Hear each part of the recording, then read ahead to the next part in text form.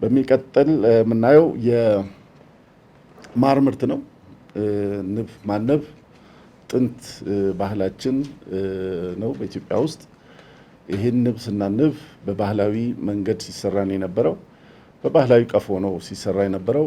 ባህላዊ ቀፎ እንደተባለው አንደኛ የምርታማነቱ በጣም ዝቅተኛ ነው። 10 ኪሎ ግራም ከአንድ ቀፎ ውስጥ በአንድ አመት ነው የሚቆረጠው።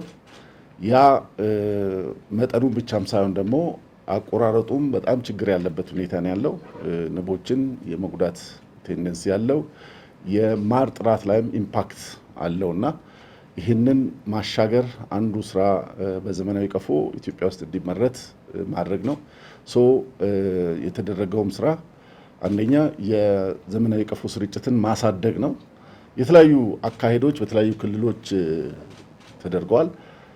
ዘመናዊ ቀፎም ዋጋው ከፍተኛ ነው ተብሎ ሰው ስለሚፈራ ኮምፐንሴት የማድረግ ምንድነው መደገፍ፣ ጣውላ እንዲቀርብላቸው ማድረግ፣ ኢንተርፕራይዞች በዛ ላይ ተደራጅቶ ዘመናዊ ቀፎ እንዲያመርቱ በዛም ስራ እድል እንዲሆናቸው ተደርጎ የተሰራበት ሁኔታ ነው ያለው። ሜቢ ከ200,000 የበለጠ ዘመናዊ ቀፎ አናሰራጭም ነበረ ከሌማት ትሩፋት በፊት። አሁን ግን ይሄ በጣም በስፋት ስፔሲፊካሊ የኦሮሚያን የማር ባህር እናረጋለን ብሎ ኢኒሼቲቭ ጅማ ላይ ከተጀመረ ወዲህ በጣም ትልቅ እድገት ያሳየበትና ምርቱን በዛው ልክ እኛም ደግሞ ያንን ኢኒሼቲቭ በሀገር ደረጃም እንዲሰራ ሌሎች ክልሎችም እንዲሰራ አድርገን በማሰራጨታችን ምርታ እድገት የመጣበት ሁኔታ ነው ያለው። ከሱ አንጻር እንግዲህ የማር ምርትም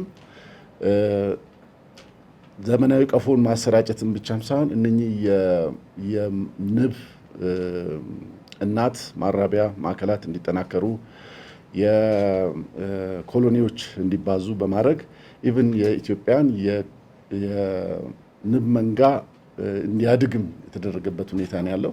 ፖቴንሻሉንም አስጠንተን ከዚህ በፊት ማክሲመም ኢትዮጵያ ሊኖራት የሚችለው 5 ሚሊዮን አካባቢ የሆነ የንብ መንጋ ነው አላት ተብሎ እንትን የሚለው አሁን ግን ያም ወደ 7 ሚሊዮን አካባቢ ያደገበትና በዛ ልክ ምርቱም እንዲያድግ የተደረገበት ሁኔታ ነው ያለው።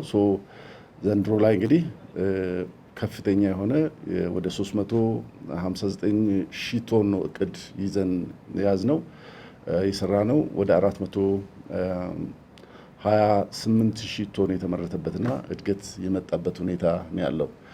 በተጨማሪ እዚህ ጋር መጥቀስ የምፈልገው የተሰሩ ስራዎች መነቃቃቶች በመምጣቱ አንደኛ ማር በጣም በከፍተኛ ሁኔታ ይመረትና ማር ከግብይት አኳያ ሲታይ ስቲል ችግር ያለበት ሁኔታ ነው ያለው። በዋናነት ግን የጥራት ችግር ሲታይ ነበር። ማር ያለው በአካባቢ ያለውን ሽታ ወይም ሌሎች ነገሮችን የመያዝ ባህሪ ነው ያለው። በአየር ውስጥ ያለውን ውሃን ስቦ የመበላሸት ባህሪ ነው ያለው። ከሱ አንጻር ሰፊ የሆኑ የማሰልጠን ስራዎች ተሰርተዋል። የማር አያያዝ፣ የማር ግብይት ስልጠናዎች ፖቴንሻሊ ከፍተኛ ማር የሚመረትባቸው ቦታዎች ላይ እስከ ፉድ ግሬድ ማቴሪያልስ እስከ ማቅረብ ድረስ ደርሰን ይህ ውጤት ሳይበላሽ ጥራቱን በጠበቀ ሁኔታ ለተጠቃሚው እንዲደርስ የተደረገበት ሁኔታ ነው ያለው። ይሄም አንዱ ኢንተርቬንሽን ነው። በዘመናዊ ቀፎ በባህላዊ ቀፎ ማር ኦር ንብ ስናንብ እንደምታውቁት ከፍ ያለ ዛፍ ላይ ነው የሚሰቀለው። ጉልበት ያለው ሰው ብቻ ነው የሚሰራው። ወጣት ወይም ጉልበት ያለው ሰው ነው ከፍ ያለ ዛፍ ላይ ወጥቶ ማር ቀፎ አውርዶ ማር እንትን የሚለው። ዘመናዊ ቀፎ ሲሆን ግን ቢያንስ ከሜትር ከመሬት 1 ሜትር ከፍ ብሎ ነው ብዙዎቹ እንትኖች የሚቀመጡትና ያ ማለት ደግሞ ብዙ ሰው አቅመ ደካማ ሴቶች፣ ወጣቶች፣ አካል ጉዳተኞችም ሊሰሩት የሚችል በመሆኑ የአካታችነት አድማሱንም እያሰፋ የመጣበት ሁኔታ ነው ያለው።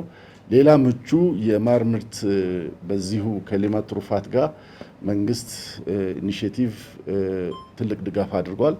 አንደኛ በአረንጓዴ አሻራ በኩል ብዙ የደን ቦታዎች አቮካዶ፣ ቡና ልማት እድገት እያሳየ የመጣበት ሁኔታ ነው። ይሄንን ከንብ ማነብ ጋር አገናኝቶ መስራት በአንድ መልኩ አበባው ለንብ ምግብ ይሆናቸዋል፣ ማር ለማምረት አቅማቸውን ይጨምርላቸዋል። ሁለተኛ ንቦች ትልቁ ሮላቸው ቆጥረን ያልተናገርነው የፖሊኔሽን ስራ ነው። ፖሊኔት እንዲሆን ቡና እንዲዳቀል፣ አቮካዶ እንዲዳቀል የሚያደርጉ ስለሆኑ የአቮካዶ ምርት ላይ የቡና ምርት ላይም ትልቅ ኢምፓክት አላቸው። የዘመነ ቀፎን ስንሰራ ኢንክሉሲቭነስን ሌሎች ምርቶችንም እድገት እና ድጋፍ እንዲያደርጉ ከሌሎች ኢኒሼቲቮች ጋርም እንደዚሁ ተቆራኝተው እንዲሰሩ የተደረገበት ሁኔታ አንዱ የተሻለ ነው ብለን የሄድንበት እና ጥሩ ውጤት እየመጣ ያለበት ነው። ስቲል ደግሞ ወደፊት ብዙ መስራት ያለባቸው ነገሮች እንዳሉ በዚሁ አጋጣሚ ለመግለጽ ነው።